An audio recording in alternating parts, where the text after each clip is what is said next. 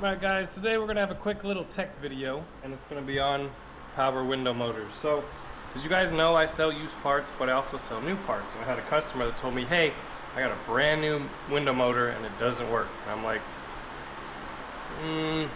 before I send you another one, send it to me and I'll test it. So, I get it, and this is what I find. So if you look at this window motor, there are 3 posts. And you see this one, this is how all the posts used to look. And what is happening is when people are installing these window motors, they don't realize that they ground through these attachments.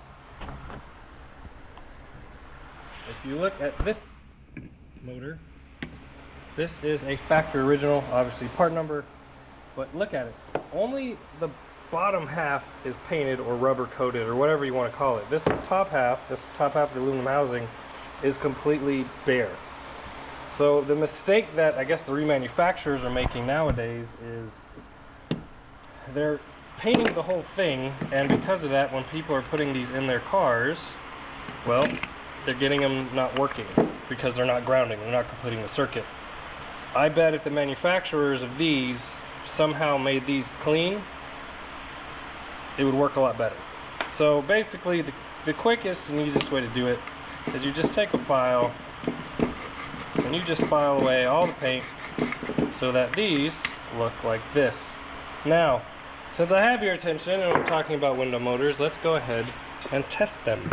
So this is the easiest way to test a window motor. You can also do this sitting next to the car on the ground. As long as your wires are long enough, you can have a ground wire and a power wire and test the motors. So let me show you, I'm going to try to show you how I do this with one hand. Basically, we are going to ground this motor onto the negative post like so, and then we're going to take our positive wire and we're going to make the motor run. So if you look in here, there's 2 prongs. Power to one goes one direction, power to the other goes the other. And this is what your window switch does inside the car. One, oh, don't fall off. And we're not grounded.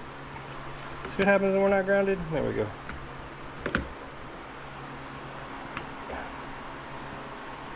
Here is the other direction. Okay, you see how it stopped working and it kind of clicked? It's because we're not grounded. Now we are. So you can see how the paint prevents the grounding from happening. And go the direction. So obviously this is easier to do with 2 hands. Ground it, power to one side, it either works or it doesn't. You don't really have motors that don't do one way and not the other. But again, a brand new motor was returned because the manufacturer did not clean the ground points. Now this will just go back to the customer, no big, but this is what you need to do every time you get a brand new window motor. Alright, so here's a 100% real world example of these window motors. So this orange 77 just got its vintage air. It shoots 14 degrees out of the vents, beautiful. Went to go test drive it so the customer can pick it up. Rolled window up, and then this window did not roll up. So I messed around with the switches when I put the car back together, so I figured, oh, that must be it. Switches have power. I checked power to the plug. The window motor had power, and then every time I moved the switch, you could hear something inside the motor clicking. And of course, when I pulled the motor out, guess what I found? It's a remanufactured motor, and guess what happened?